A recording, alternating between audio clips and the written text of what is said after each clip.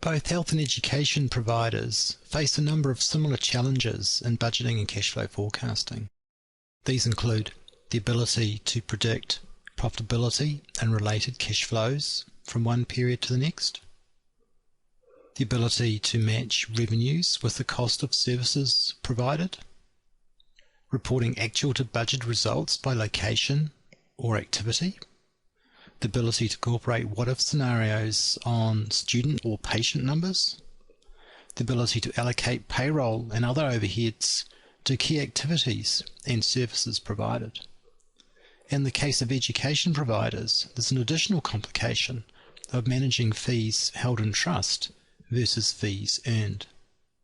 So let's look at two examples, one of a large community health service provider and an occupational training organisation that provides multiple courses across the year in several locations to see how Cash Focus solves their planning and reporting challenges. A key feature of the health service provider is the list of activity drivers, covering patient demographics and fee assumptions.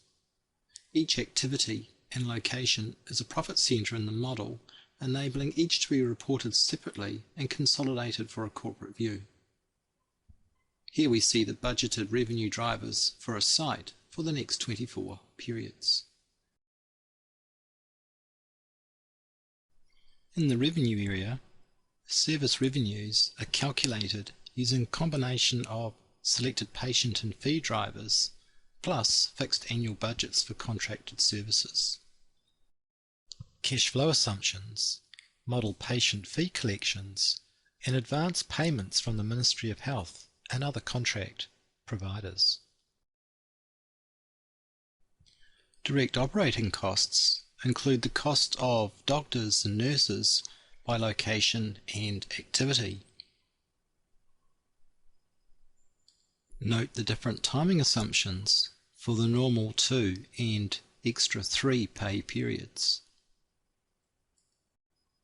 Doctors and nurses' pay calculations are detailed in a linked spreadsheet, allowing personnel to be easily reassigned and apportioned between profit centre activities. By closing the spreadsheet and then clicking Get Data, we can then refresh the revised allocations directly into the software.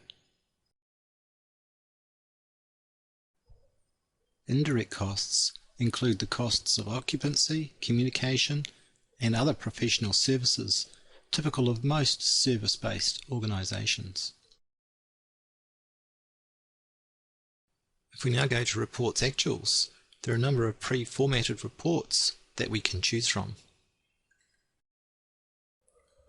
Looking at the profit and loss, we can see from the consolidated view the full year's estimated results comprising actual results to date plus forecasts to the year end. Here we see forecast personnel expenses, forecast overheads, and our new expected end of year result.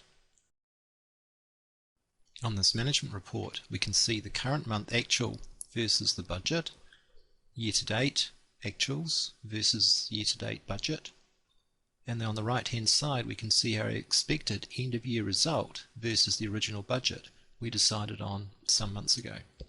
This view shows us where we've been and where we're now headed compared to what we said we were going to do at the beginning of the year. By changing our selections, we can review the same reports by department. Here we see our first department with actuals to date and forecast to the year end.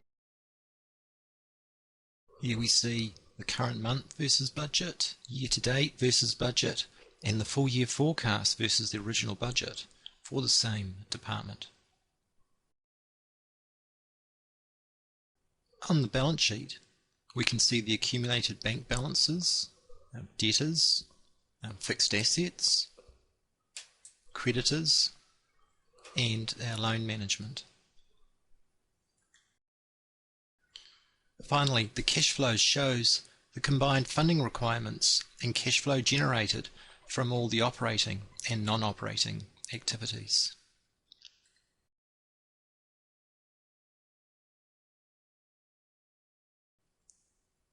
If we now open the model for our education provider, we can see a similar model structure. In the non-financial area, we can see a list of drivers for the February and July intakes, with student numbers and course fee predictions by course and location.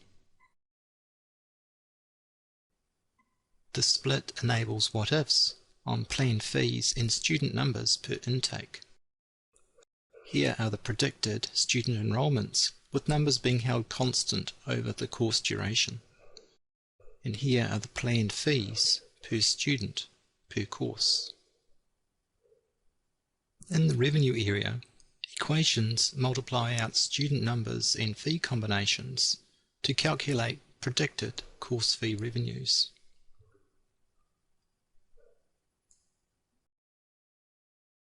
The budget percentage allows for high-level what-ifs without the need to change the underlying drivers.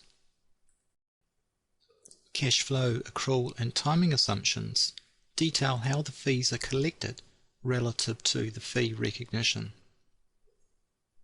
See here that the calculated fee budgets are spread evenly over the course duration, but when we review the cash flow profile, only 50% of the fees are released on course commencement, with the remaining 20% 2 and 3 periods later, followed by the final 10% during the last period of the course.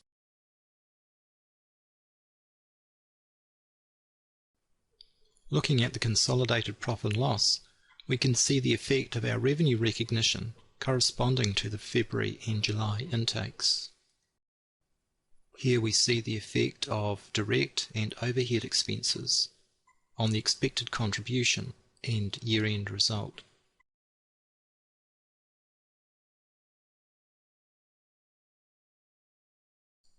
On the balance sheet, we can see the impact on bank balances, debtors, fixed assets, accounts payable, and under current liabilities, the reduction in fees held in trust as fees are earned over the course duration.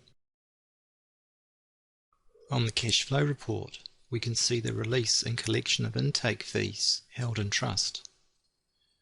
We can also see the impact of delivery and operating expenses, as well as investing and directors' activities on cash flow requirements.